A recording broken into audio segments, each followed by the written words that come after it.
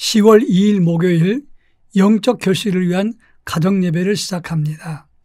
다같이 찬송가 336장 환난과 핍박 중에서 1절과 2절을 부릅니다.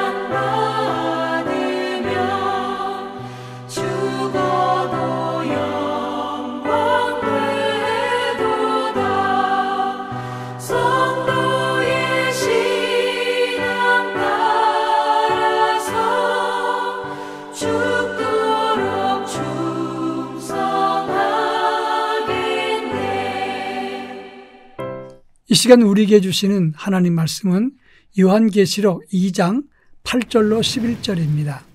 제가 하나님 말씀을 봉독합니다. 서머나 교회의 사자에게 편지하라. 처음이며 마지막이요 죽었다가 살아나신 이가 이르시되 내가 환난과 궁핍을 알거니와 실상은 내가 부요한 자니라. 자칭 유대인이라 하는 자의 비방도 알거니와 실상은 유대인이 아니여 사탄의 회당이라. 너는 장차 받을 고난을 두려워하지 말라. 볼지어다 마귀가 장차 너희 가운데서 몇 사람을 옥에 던져 시험을 받게 하리니 너희가 10일 동안 환난을 받으리라. 내가 죽도록 충성하라. 그리하면 내가 생명의 관을 내게 주리라. 귀 있는 자는 성령이 교회들에게 하시는 말씀을 들을지어다. 이기는 자는 둘째 사망의 해를 받지 아니하리라. 아멘. 어떤 식물학자가 쓴 글을 보았습니다. 보리는 겨울보리가 있고 여름보리가 있다고 하는 말입니다. 가을의 파종에서 긴 추위를 견딘 보리, 그리고 이것을 겨울보리라고 그러고 봄의 파종에서 가을에 거두는 보리를 여름보리라고 말을 하는 겁니다. 그런데 겨울보리가 여름보리보다 더 찰지고 맛도 좋고 병충해도 강하다고 합니다. 그 이유는 긴 겨울, 추운 겨울을 지내면서 이 보리는 더 강해졌기 때문이라고 하는 것입니다. 신앙적으로도 마찬가지입니다. 평탄하고 여유로운 인생을 사는 삶보다는 시련과 역경, 고난 속에서 더 단단할 수 있다는 것입니다. 오늘 우리가 읽은 본문의 말씀은 아시아 7교회 중에서 책망이 없고 칭찬만 있는 서머나 교회에 대한 말씀입니다. 이 서머나 도시는 에베소 북쪽 80km, 약 200리 정도 떨어진 곳에 있는 인구 20만의 항구 도시였습니다. 로마에서 페르시아, 인도로 가는 교통의 중심지였는데 여기에 유대인들이 많이 모여 살았던 것입니다. 이곳에 복음이 들어가서 기독교가 세워졌을 때 유대인들은 유대인 중심으로 복음이 세워졌는데도 불구하고 더 많이 반대하고 방해가 극심했습니다. 유대인들은 기독교인들의 황제 숭배를 거절한다고 고발을 해서 기독교인들이 큰 고난과 핍박을 받도록 만들었습니다.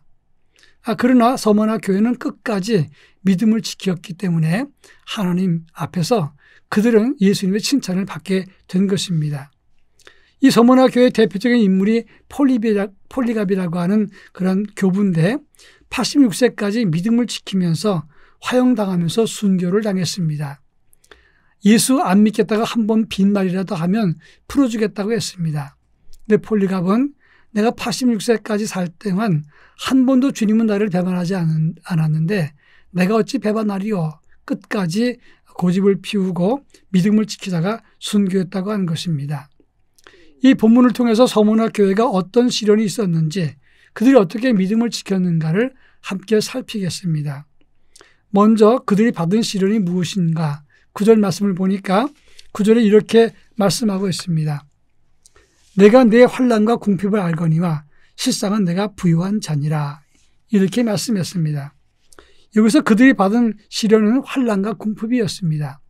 이 환난이란 말은 헬라말로 둘립시스라고 하는 말인데 탄압과 엄청난 고통을 동반한 시련을 말하는 것입니다. 그 당시 서모나의 별명이 크러시드 그러니까 짓이겨 놓은 모략이라 이런 뜻이었습니다.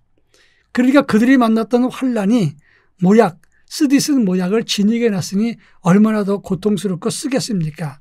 바로 그런 고난을 만난 것이 서모나 교회의 그런 고통과 시련이었던 것입니다.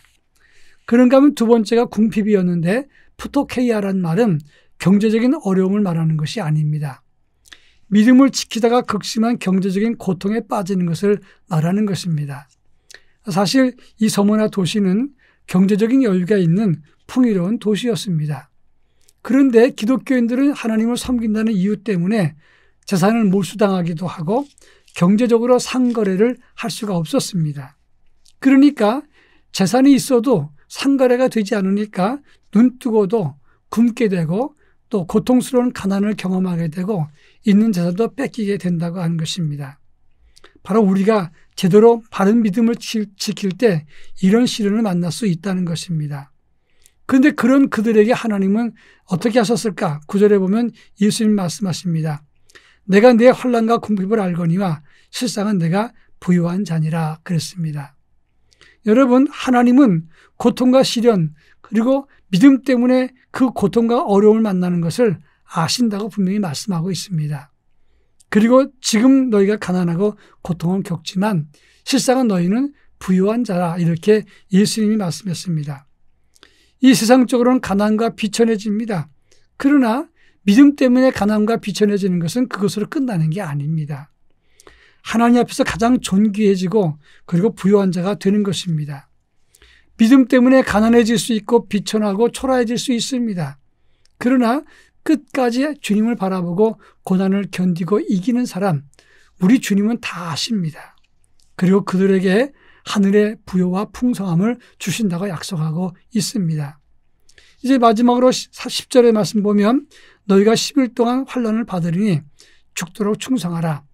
그러면 생명의 면류관을 얻게 된다 말씀했습니다.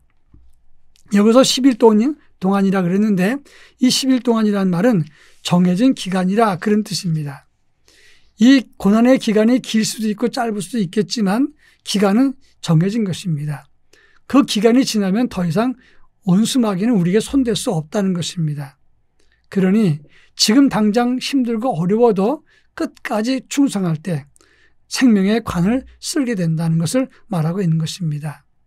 여러분, 고난은 길 것 같지만 고난은 짧고 영생은 영원한 것입니다. 저는 차를 몰고 터널을 통과할 때마다 숨을 참을 때가 많습니다. 첫째는 공기가 나쁘기 때문에 숨을 참기도 하고 두 번째로는 내 폐활량이 얼마나 되는가 시험하기 위해서 숨을 참기도 합니다.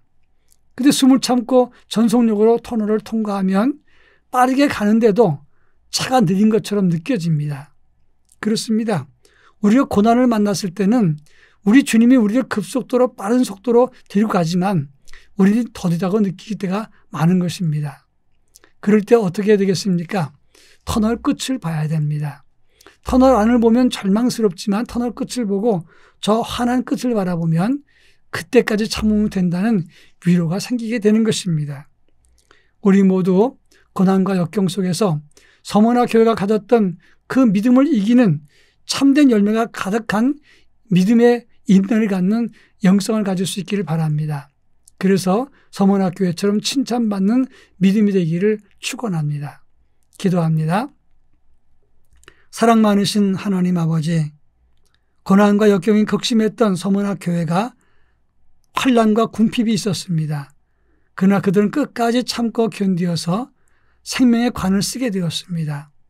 우리도 고난과 역경 속에서도 주님 바라보게 하시고 끝까지 믿음을 잘 지켜서 하늘의 면류관을 쓰는 참된 영적 결실을 하는 하나님의 자녀가 되게 하옵소서.